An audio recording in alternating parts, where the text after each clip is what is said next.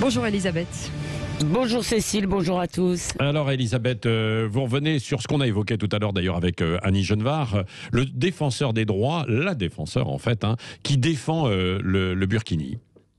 Oui, le 22 décembre, Marie-Paul Langevin, qui est adjointe du défenseur des droits, de la défenseur, a adressé un courrier comminatoire à la base de loisirs de Jablin-Annay en Seine-et-Marne, affirmant que l'interdiction du burkini était discriminatoire et sommant l'entreprise d'y mettre fin. Alors, je ne sais pas si vous vous en rappelez. Si vous vous le rappelez, ça intervient après un incident d'octobre 19 où des baigneuses en burkini avaient donc été priées d'aller se rhabiller.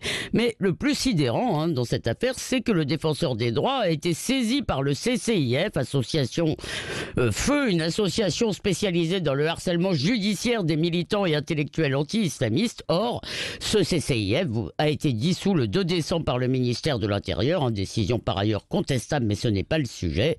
Et donc, une émanation de l'État agit sur demande d'une association déclarée hors la loi par ce même État. Ma main droite vote une loi pour défendre la République. Ma main gauche encourage ses adversaires. Ce n'est plus du grand écart, c'est de la schizophrénie. Oui, mais en dehors du rôle donc du CCIF là, que vous avez évoqué, est-il raisonnable d'interdire le burkini ?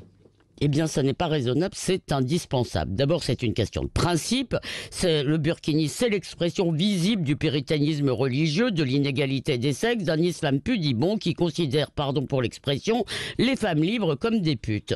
C'est une question aussi de vivre ensemble et donc de séparatisme. Le burkini, ça veut dire je vis selon mes mœurs et peu m'importe les vôtres. C'est enfin et surtout une question de rapport de force. Il s'agit de savoir si l'islam doit s'adapter à la société française ou si c'est le contraire. S'il n'y avait que quelques cas de burkini motivés par des aspirations purement individuelles, vraiment on s'en ficherait. Mais ça fait en plus partie d'une stratégie pour tester notre détermination et franchement ce test n'est pas très encourageant. Enfin surtout ça pose la question du défenseur des droits et plus largement de ces autorités administratives indépendantes qui par exemple comme le CSA ne sont pas des magistrats, ne sont pas des juridictions, ils ne sont pas non plus élus, mais ils peuvent prendre des décisions qui affectent considérablement nos libertés. Oui. Qu'est-ce que vous reprochez aux défenseurs des droits alors ? Je dirais d'abord que le nom est révélateur. Les droits en soi, les droits de façon intransitive, c'est le sacre de l'individu capricieux qui exige que la collectivité se plie à ces petites manies qu'il appelle droits justement. Alors, c'est donc pas des droits particuliers, c'est des droits généraux. Donc des droits à tout.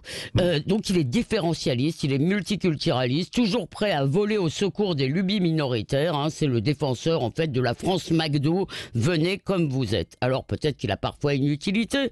Par exemple, en aidant les citoyens en but à l'arbitraire administratif, reste qu'il n'a aucune légitimité pour juger qui que ce soit et encore moins pour nous imposer un modèle de société. Alors, ce que je lui reprocherais, cher Patrick, eh bien, c'est tout simplement d'exister. Ah oui, d'autres vous diront qu'au contraire, si le défenseur des droits existe, ça permet de faire progresser et de défendre certaines personnes. Mais on a une justice pour ça, on a une justice.